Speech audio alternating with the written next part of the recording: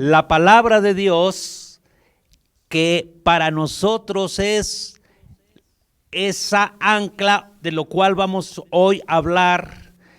En la palabra de Dios no solo tenemos instrucción, dirección, sino también el consejo perfecto y el consejo idóneo para nuestras vidas cotidianas.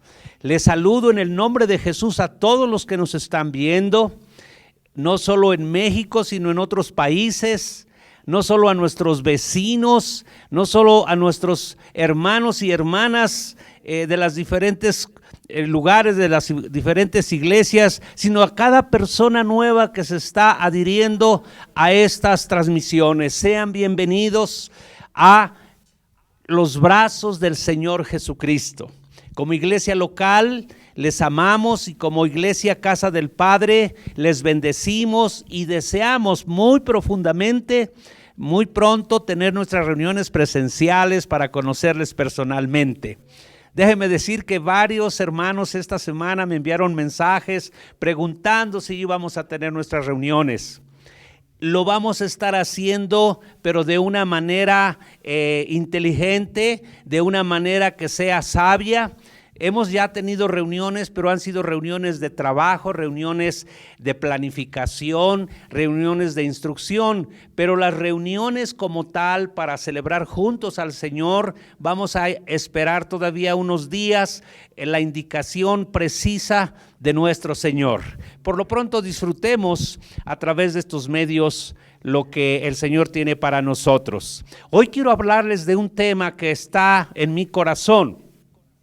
Hace unos días hablamos de las 4 anclas para nuestras vidas y no hubo tiempo para detenernos y hablar de cada una de ellas. Hoy vamos a hablar de una ancla. Anota, para los que suelen escribir, para los que suelen anotar las predicaciones.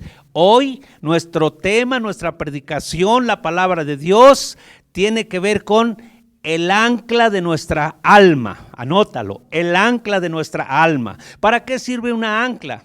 El ancla sirve para arrojarla cuando el barco necesita pararse, cuando el barco necesita estabilizarse, y cuando se arrojan estas anclas al mar, entonces empieza a producir estabilidad en el barco. Si algo necesitamos en este momento de nuestras vidas, es la estabilidad que solo puede venir de parte de Dios.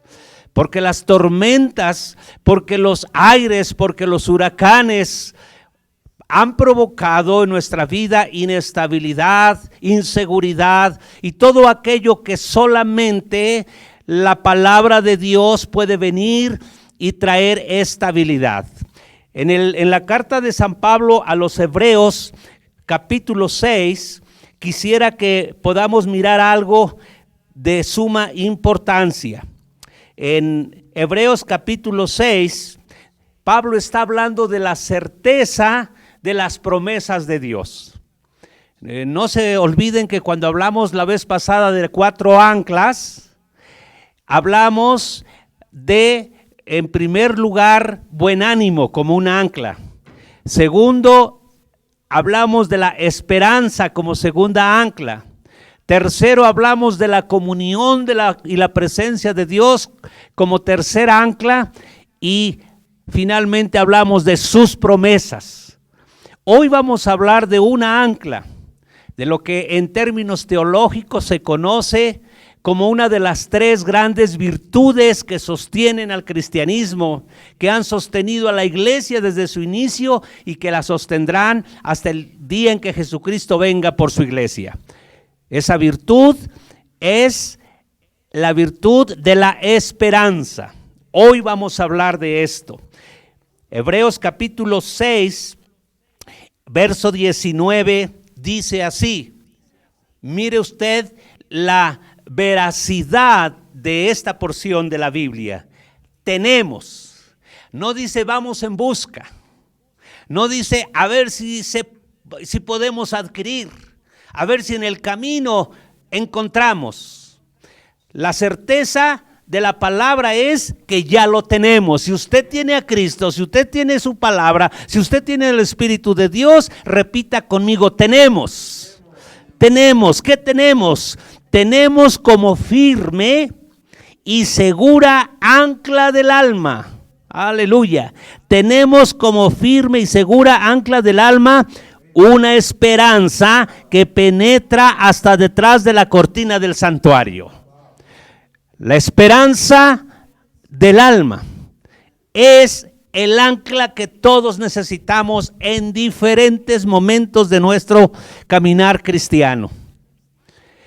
Yo quisiera en esta tarde tomar algunos ejemplos en el Antiguo Testamento. Solamente vamos a meditar en 5 versículos. Esperemos en Dios que nos dé tiempo. 4 del Antiguo Testamento y finalmente cerraremos con uno en el Nuevo Testamento. Así que listos para disfrutar, listos para mirar qué es esto del ancla del alma. Vamos al libro de Ruth, capítulo 1. Todos sabemos la historia. Una mujer israelita que en el tiempo en que ella le tocó vivir, vino una gran hambruna y tuvo que salir a la tierra de Moab junto con su esposo y sus hijos.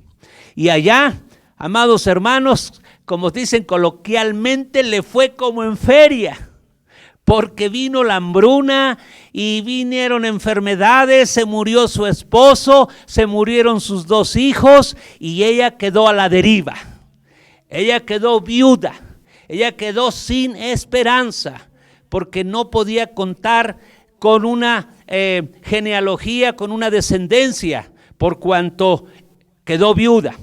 Dice la palabra del Señor en Ruth, capítulo 1, cuando ella se dio cuenta de la situación, decidió regresar a su tierra. Y hermanos, cuando se pierde la esperanza, muchas veces queremos retroceder y volver de donde hemos venido. Hay gente que por no tener una ancla en su vida, trata de retroceder al mundo, de retroceder al pasado y se vuelve a encontrar en una situación peor que en la que estaba viviendo actualmente. Esta era la situación de esa mujer viuda. Tenía 2 nueras, toma la decisión de regresarse a su tierra y ellas, tratando de seguirla, ella les da a sus nueras las siguientes palabras. Les dice en el verso 11, hijas mías, vuélvanse a sus casas, insistió Noemí, ¿para qué se van conmigo? ¿Para qué se han de ir conmigo? ¿Acaso voy a tener más hijos para que ustedes puedan casarse con ellos? Vuelvan a su casa, hijas mías, váyanse. Yo soy demasiado vieja para volver a casarme. Aún así, aunque abrigara una esperanza, y aunque en esta misma noche me casara y llegara a tener hijos, ustedes no los podrían esperar a que ellos crezcan para que se casen con ustedes. Una mujer viuda que había perdido toda esperanza. Esta mañana el Señor puso en mi corazón y en mi espíritu la imagen de 2 personas. Una mujer vestida de negro y un hombre vestido con unas ropas un tanto viejas. Y el Señor me dijo, hay viudas que no han podido superar la situación que han vivido. Si tú eres una de esas mujeres que has perdido a tu esposo y que hasta la fecha no te has podido reponer de ello, el Señor te dice algo, mujer, es que habías puesto tu esperanza en tu marido. Es tiempo de que dejes las ropas de tu viudez. Es tiempo de que dejes de llorar al perdido. Pon tu mirada en el que está vivo, en aquel que dice, yo soy tu marido. Hoy te dice el Señor, es más, ya deja de poner tu nombre con el nombre de tu marido que ya no existe. Ya no estés atada a eso que te trae dolor. Porque esto entonces está demostrando que tu esperanza estaba tan anclada en tu esposo que te resistes a enterarte y entrar en esa verdad. Y esa verdad es que Dios es Dios de huérfanos, Padre de huérfanos y también de viudas. Así que hoy el Señor te haga libre, mujer. Hoy pasa de esa viudez a la esperanza de un marido que te ama, que te sustenta y que tiene para ti cosas mejores. Ese es el Señor Jesús. Y yo te digo a ti también, mujer, si tú has estado pensando que restaurar tu vida no es agradable a los ojos de Dios y que no es correcto volver a casarte, si esa es la intención de tu corazón, no pecas, porque la Biblia dice que la mujer está sujeta a su marido hasta que él muera. Si esto es tu caso, toma en libertad estas palabras del Señor y restaura tu vida. Si es que esto viene de Dios, y si no, también ya deja de estar dependiendo de aquel recuerdo que te trae nostalgia. Lo que ya pasó, ya no, tú no lo puedes volver a restaurar. He aquí que lo que viene es mejor, dice el Señor. La otra figura era de un hombre con unas vestiduras un poco raídas. Y el Señor me decía esto: si tú eres ese hombre, dale gracias a Dios. Ese hombre es un hombre divorciado.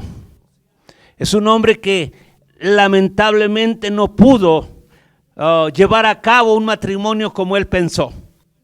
Te dice el Señor algo: no eres el único en esta tierra que sufre o experimenta ese divorcio. Pero tú que estás comenzando a conocer la palabra, debes de saber que Dios es un Dios restaurador. Si tú crees que Dios puede restaurar ese matrimonio, empieza a trabajar en ello. Empieza a confiar en Dios. Y aunque ya haya pasado tiempo, para Dios nada es imposible. Pero busca a Dios. Y si Dios te pone la certeza de que puede ser restaurado tu matrimonio, tú mirarás, de acuerdo a esa fe que tú pongas en el Señor, cómo Dios es capaz de restaurar. Dice también el Señor: pero si tú, después de buscar su rostro, miras que ya no es posible restaurar el matrimonio que tú tuviste, entonces dice el Señor: busca mi rostro y Él te va a guiar, porque tú también tienes derecho a restaurar tu vida. Sobre todo si eres un hombre joven, sobre todo si tú has entendido que Dios pasa por alto el tiempo de la ignorancia y que en Dios hay restauración. ¿Sabes? Porque hay doctrinas de hombres muy fuertes, muy difíciles. Hay quienes sostienen que una persona que se casa no se puede volver a casar. Mira, tú busca al Señor. Dios es un Dios de restauración. Dios es un Dios que es capaz de venir y hacer nuevas todas las cosas. Tú tienes derecho a vivir feliz, sobre todo si tienes ahora en tu corazón a Cristo como tu Señor y tu Salvador. En el nombre de Jesús, en el nombre de Jesús. Bien, Ruth no sabía. Ella literalmente no tenía esperanza. Pero sabes una cosa, lo que no sabía es lo que Dios podía hacer. Noemí. Ella se regresa y se va con ella se va su nuera Ruth. Y la historia tú la sabes. Ruth llega y conoce a un pariente cercano de su suegra Noemí, se casa con él, con Boaz, y viene a ser la abuela o la bisabuela del rey David. Y después sabemos, hermano, que de la genealogía de Jesucristo viene del mismo rey David. Así que, hermano amado, aquí podemos ver que hay esperanza aún para la viuda. Hay esperanza para aquel que ya no tiene nada que esperar, aquel que ha perdido, como en el caso de Noemí, toda esperanza. Dios hace nuevas todas las cosas. Dale un aplauso al Señor. Este es en el caso de esta mujer, Noemí, que vemos que Dios obró a través de su descendencia y pasó a ser parte de la genealogía de nuestro Señor Jesucristo. En Dios hay esperanza. Diga conmigo, en Dios hay esperanza. Bendito el nombre del Señor. Aleluya. Pero ahora vamos a otro pasaje de la Escritura en el libro de Esdras, por favor. En el libro de Esdras, capítulo 10, encontramos algo muy interesante. Encontramos a un pueblo, al pueblo de Israel, que había experimentado el ser cautivo por causa de su pecado, por causa de su desobediencia. Por 70 años estuvo cautivo allá en Babilonia, y Dios en su fidelidad después de esos 70 años permite regresar, permite que su pueblo regresara. Pero se encuentran que el pueblo se había mezclado con otros pueblos, cosa que Dios les había advertido que no lo hicieran. Y este hombre llamado Esdras, líder que Dios envió a su pueblo para levantarlo y para restaurarlo y para seguir adelante con los planes y propósitos que él tenía. Cuando él regresa y vio que los judíos habían mezclado que habían tomado mujeres extranjeras, mujeres moabitas, él, dolido por el pecado de su pueblo, empieza a confesar ese pecado, y dice el verso 10:2, entonces Esdras 10:2 dice así: entonces respondió Secanías, hijo de Jeiel, de los hijos de Elam, y dijo a Esdras: nosotros hemos pecado contra nuestro Dios, pues tomamos mujeres extranjeras de los pueblos de la tierra. Mas a pesar de esto, aún hay esperanza para Israel. El pueblo había pecado, había pasado y había pagado las situaciones, las consecuencias de su pecado. Y hoy el Señor está diciendo esto. Quizás tú como parte del pueblo de Dios, quizás tú como parte de la iglesia, quizás tú como hijo de Dios le has fallado al Señor.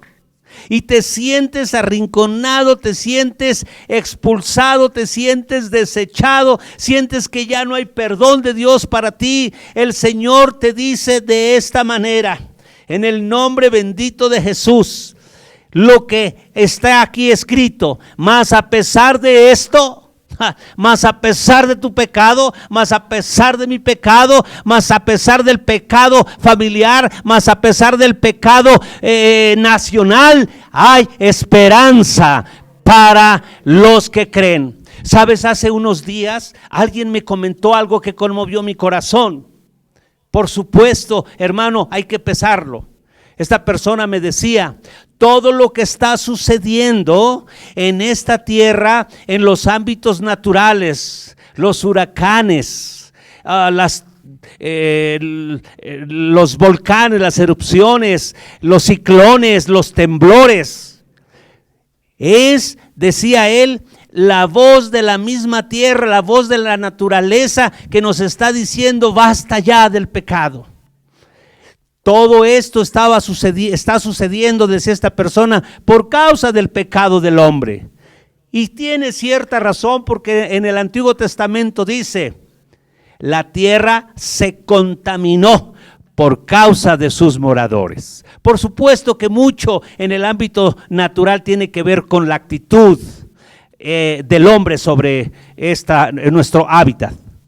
Pero ¿sabes una cosa, mi hermano amado?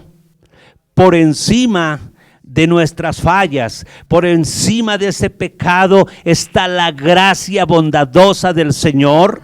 Y aún como en el caso de Esdras, que vemos que sufrieron esa consecuencia por causa de su pecado, dice aquí: a pesar de esto, bendito sea el Señor, a pesar de esto, aún hay esperanza para Israel.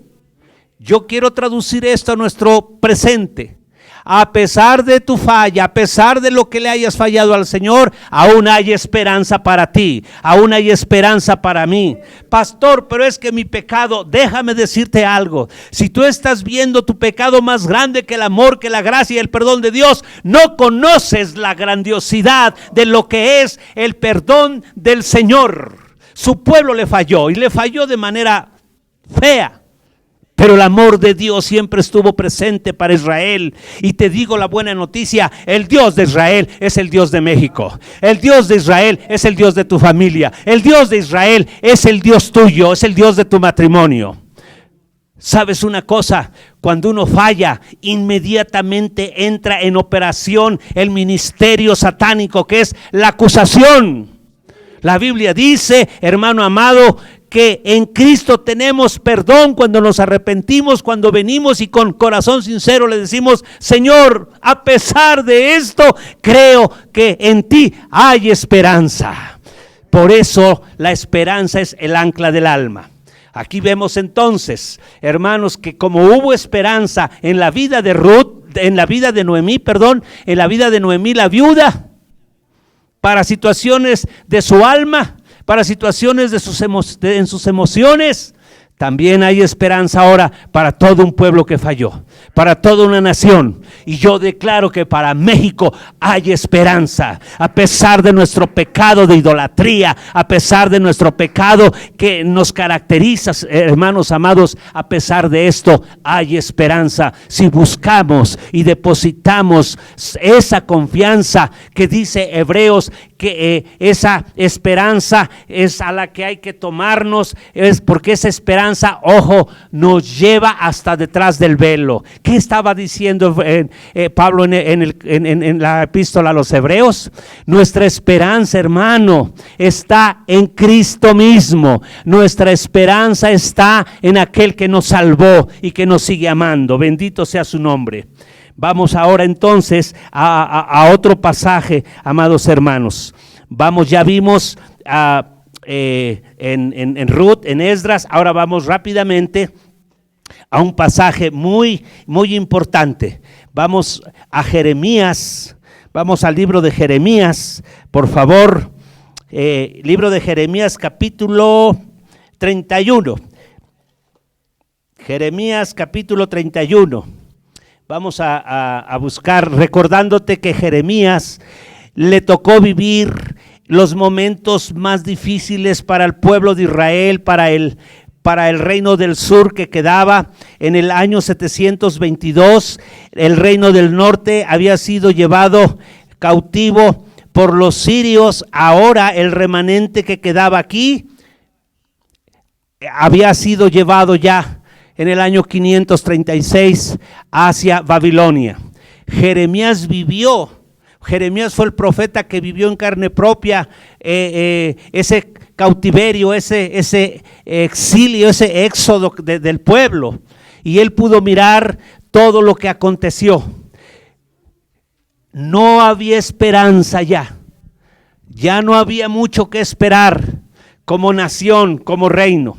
Pero en medio de esa situación, miramos aquí en el capítulo 31, que por cierto es un capítulo de una restauración plena, porque en ese capítulo se da la promesa del nuevo pacto que vendría a suceder años después en Jesucristo, y de lo cual nosotros hoy somos participantes de ese nuevo pacto, nomás para que te des cuenta. Aleluya. Vemos en el capítulo 31 lo que dice el profeta Jeremías, verso 17, 31 verso 17, mira lo que dice la palabra del Señor. Jeremías capítulo 31 verso 17, en medio de la adversidad, en medio de lo que parecía el fin del pueblo de Israel, que parecía que se iba a extinguir y que todas las promesas de Dios habían quedado por tierra, surge una palabra de esperanza. Dice el Señor, verso 17, esperanza hay también para tu porvenir. La iglesia necesita proclamar esta verdad. Hay esperanza para tu porvenir. En otra versión dice así, se vislumbra esperanza en tu futuro. Esta es una palabra de esperanza contra esperanza. El mundo está diciendo que el futuro que nos espera a los seres humanos es por demás caótico. La Biblia dice que hay esperanza para el porvenir de aquellos que creen que Dios tiene control sobre las cosas. Y sabes, el Señor me decía, si tú estás escuchando esto y eres un empresario, eres un hombre de negocios y has mirado que todo se ha desmoronado, has mirado que todo se ha venido al suelo, si tú pones tu esperanza en el Señor, dice el Señor que tú mirarás que Dios puede restaurar tu negocio, que Dios puede restaurar tu empresa, porque Dios te ha puesto para bendecir a muchos. Es tiempo, iglesia, de que dejemos de quejarnos por todo, dejemos de quejarnos de nuestros patrones, de los empresarios, porque Dios usa a esos hombres para bendecir a muchos, trayendo empleo, trayendo sustento a miles de hogares. Más bien nuestra actitud debe de ser empezar a orar por aquellos hombres que Dios les ha dado la bendición en el ámbito financiero, hermano. Se vislumbra esperanza en tu futuro. Y mira lo que le está diciendo Dios a su pueblo. Ellos estaban cautivos, pero les da la promesa de regresar a Israel. Dice, tus hijos volverán a su patria, tus hijos volverán a su patria, dice el Señor, dice el Señor, dice el Señor. Así que hay esperanza para tu porvenir. Dilo, yo lo creo. Esta palabra es para mí. Hay esperanza para mi porvenir. Pero pastor, estoy sin trabajo, sí, pero hay esperanza para tu porvenir. Pero pastor, me quedé sin nada, sea que nuestra despensa, lo que habíamos almacenado se terminó. Hay esperanza para tu porvenir, dice el Señor. Oh, aleluya. Y bueno, ¿por qué estamos diciendo esto? Porque así es la palabra de Dios. ¿En quién tenemos que confiar, hermano? ¿En quién tenemos que confiar? ¿En el brujo, en el hechicero, en el astrólogo? No. Tenemos que confiar en la palabra que vive y permanece. Esa palabra que Jeremías dijo, dice, afirma, así dice el Señor. Así que vamos entonces a un pasaje muy interesante. Todos conocemos lo que dice Juan 3:16, ¿verdad que sí? La mayoría de nosotros sabemos qué dice Juan 3:16. Pero ¿qué dice Joel 3:16? Yo quiero que esta tarde tú lo aprendas. Vamos a Joel, vamos al libro del profeta Joel. El libro del profeta Joel, aleluya, toma esto en un espíritu profético. El profeta Joel escribió en su capítulo 3, verso 16, dice, y Jehová, ¿quién? Jehová. Y Jehová rugirá desde Sión. Aleluya. ¿Sabes una cosa? El Señor sigue sentado en el trono y a Él no se le ha escapado nada. Todo está bajo su control supremo y absoluto. Dice, y Jehová rugirá desde Sión y dará su voz desde Jerusalén. Y temblarán los cielos y la tierra, pero Jehová será la esperanza de su pueblo. Hermano, las cosas pueden seguir en ese sentido, los acontecimientos naturales van a seguir, los terremotos quizás van a seguir, las hambrunas, pero hay esperanza para tu porvenir. Si tu esperanza está puesta en Jehová, el Dios de Israel, el Dios de los mexicanos, el Dios de los creyentes. Dice, pero Jehová será la esperanza de su pueblo y la fortaleza de los hijos de Israel. Jehová rugirá. Jehová sigue siendo el Señor de la iglesia. Aleluya. Y por último vamos a un capítulo, a un versículo final, hermanos, del Nuevo Testamento. Vamos allá a la primera epístola de San Juan. Primera epístola de San Juan, y con esto vamos finalizando. Pero gózate, sigue repitiendo, hay esperanza para mi porvenir. Hay esperanza para mi porvenir. Aleluya. Bendito el nombre del Señor. Bendito el nombre del Señor. Así que vamos ahí, aleluya. Vamos a mirar, un momentito. Vamos a ver ahí les dije, en la primera carta de San Juan, capítulo 1. Primera de San Juan, capítulo 1. Con esto terminamos, amados hermanos. Primera de Juan, capítulo 1. Dice el verso 3. Primera de Juan 3:3. Primera de Juan 3:3. Gloria al Señor. Pero primero vamos a leer del verso 1. Mirad cuál amor nos ha dado el Padre, para que seamos llamados hijos de Dios.